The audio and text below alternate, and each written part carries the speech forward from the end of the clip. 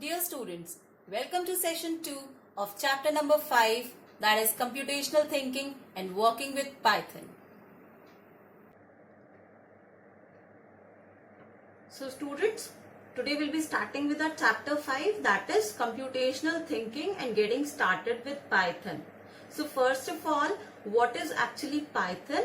Python is the programming language that we are going to learn in class 11th and 12th. Right?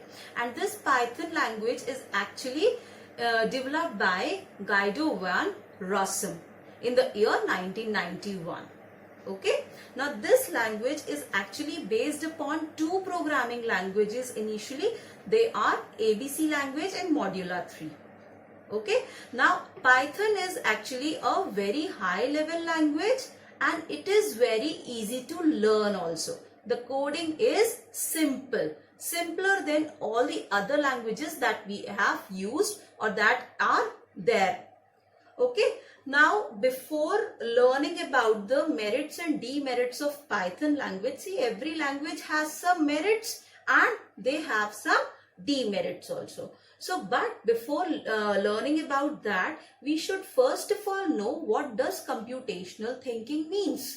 So, computational thinking actually is to represent a problem in terms of computer, and then finally we should be able to execute that problem from with the help of computer.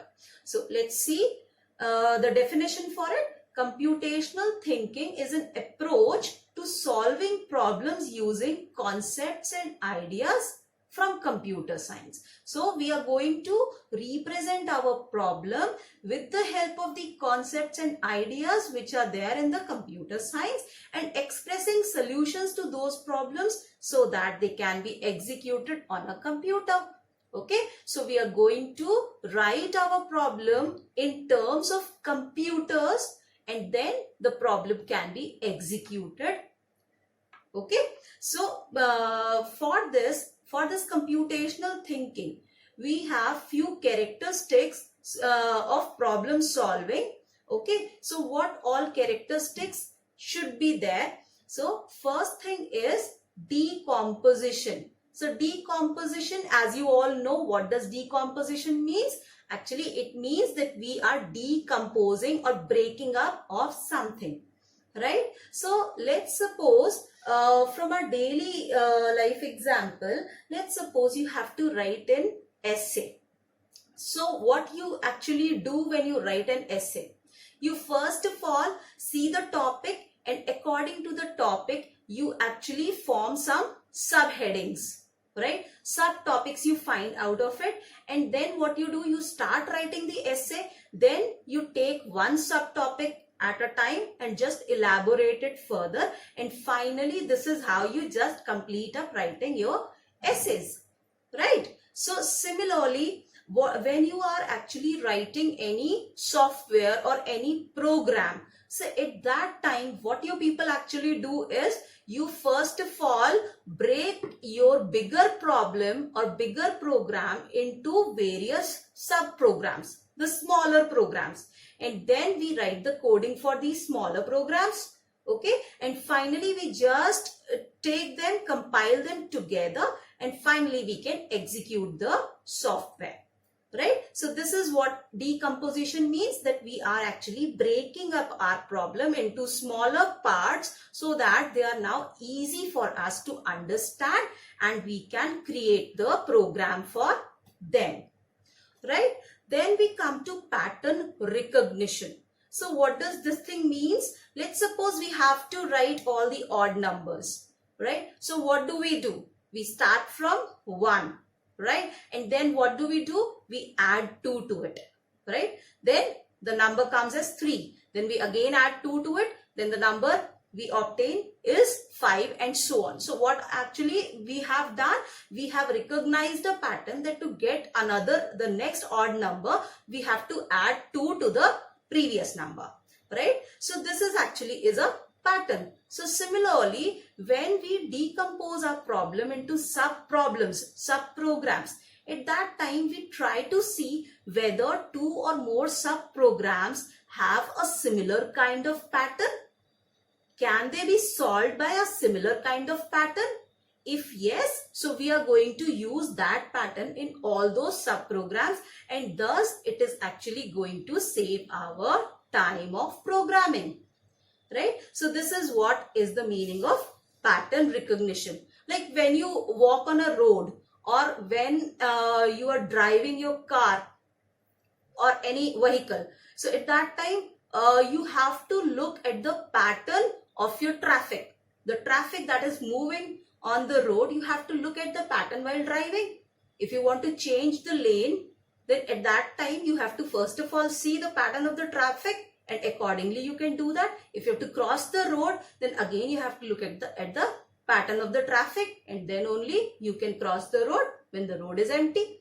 So this is what is pattern recognition in computers as well. We see the pattern and of different subprograms together, and if there is a similar kind of pattern we see, then those subprograms are actually executed, or they are categorized as one type of subprogram, and they can be a similar type of programming can be used into those programs, and thus our time of writing those programs or problems is decreased. Now, next is abstraction. So what does abstraction means? Something abstract. Like when your English teacher asks you that you have she has explained the whole chapter to you, and after that she tells you to write the abstract of that chapter. What do? You leave the details of the chapter and you just write only the necessary points of that chapter. That is an abstract. So same thing happens here also. Like what does this thing means? Like for example, you want to use your fan. You want to turn on your fan. At that time, what do? You just switch on the button of the fan, right? Do you actually require to know what exactly is going inside, how the electric circuit is completed and how the fan started working? Do you ever think of that?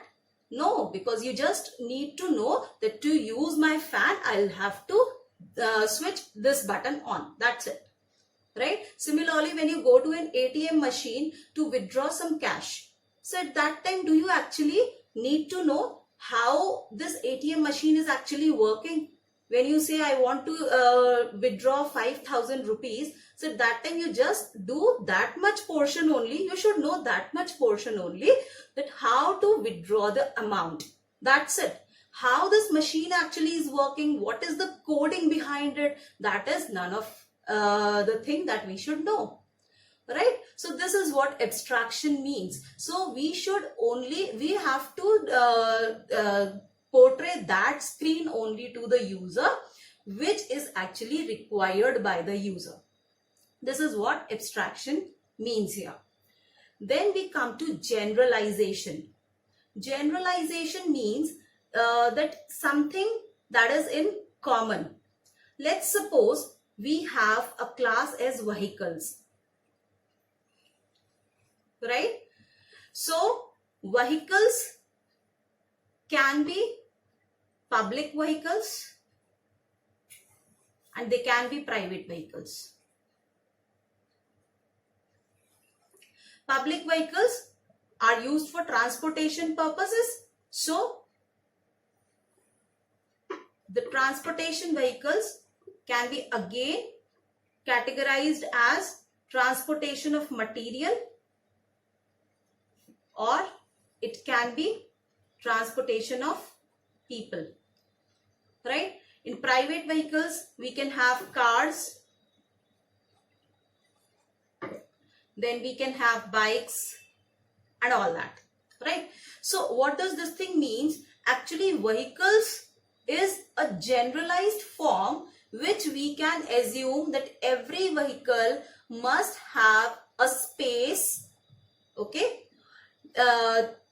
for the driver or to sit, right? Then it should have wheels, it should have a body, it should have a color, Okay, so all these things a vehicle must possess. Now next is we are now actually becoming specific to the vehicle, that this vehicle should be, when we are talking about public vehicle, so how this vehicle should look like if it's a public vehicle. If it's to carry material, how this vehicle now should look like. So actually we are now here specializing the thing, right? But in general, all these things are actually vehicles. They have a similar kind of quality in them. So this vehicles is the generalized form, right? So this is what is the meaning of generalization, taking out all the similar kind of qualities together is known as generalization. Next is algorithm design.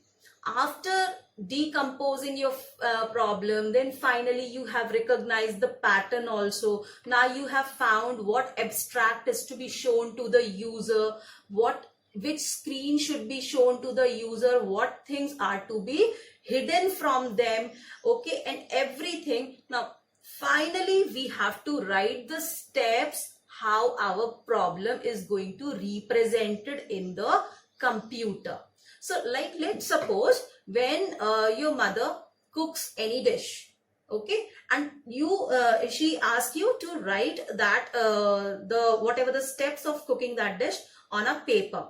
So you write it, first of all, whatever raw material is required, then what next you have to do, which steps to follow. Okay, so all those steps that you actually write is the algorithm for cooking that dish, right? So similarly, when we have to write a program, okay, for computer, okay, so at that time what do we do is initially we start with writing the algorithm.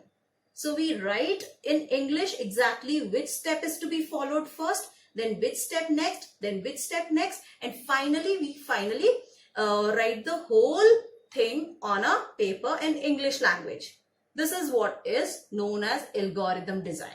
We have designed the algorithm and finally we will start by writing our program.